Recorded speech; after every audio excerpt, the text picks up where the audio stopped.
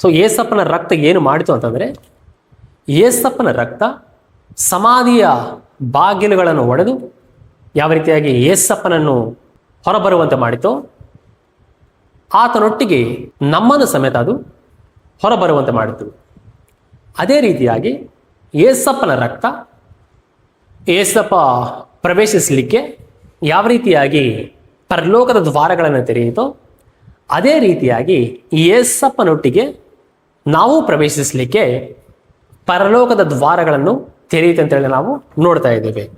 ಏಸಪ್ಪನ ರಕ್ತ ಅಂಧಕಾರ ರಾಜ್ಯದ ಮೇಲೆಯೂ ಮತ್ತು ಅದರ ಕೆಳಗಿರುವ ಪಾತಾಳದ ಮೇಲೆಯೂ ಸರ್ವಾಧಿಕಾರ ಹೊಂದಿದೆ ಮತ್ತು ಪರಲೋಕದ ಮೇಲೆಯೂ ಅದರ ಮೇಲಿರುವ ಮಹಿಮೆಗಳ ಮೇಲೆ ಸಮೇತ ಅದು ಸರ್ವಾಧಿಕಾರ ಹೊಂದಿದೆ ಅಂತೇಳಿ ನಾವು ನೋಡ್ತಾ ಇದ್ದೇವೆ.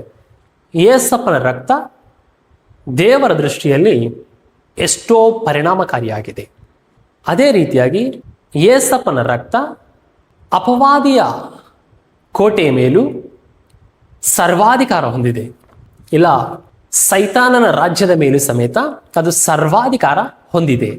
ಈಗ ಯಾರಿಗೋಸ್ಕರ ಆ ರಕ್ತವನ್ನು ಸುರಿಯಲ್ಪಟ್ಟಿದೆಯೋ ಅವರ ವಿಷಯದಲ್ಲಿ ಇಲ್ಲ, ಅವರ ಹೃದಯದಲ್ಲಿ ಇಲ್ಲ, ಅವರ ಜೀವನದಲ್ಲಿ ಸಮೇತ ಆ ರಕ್ತ ಅಷ್ಟೇ ಶಕ್ತಿವಂತವಾಗಿದೆ. ಯೇಸಪ್ಪನ ರಕ್ತ ಸೈತಾನನ ಬಂಧನವನ್ನು ನಾಶ ಮಾಡಿದೆ. ಯೇಸಪ್ಪನ ರಕ್ತ ಧರ್ಮಶಾಸ್ತ್ರದ ಶಾಪವನ್ನು ಮುರಿದು ಹಾಕಿದೆ.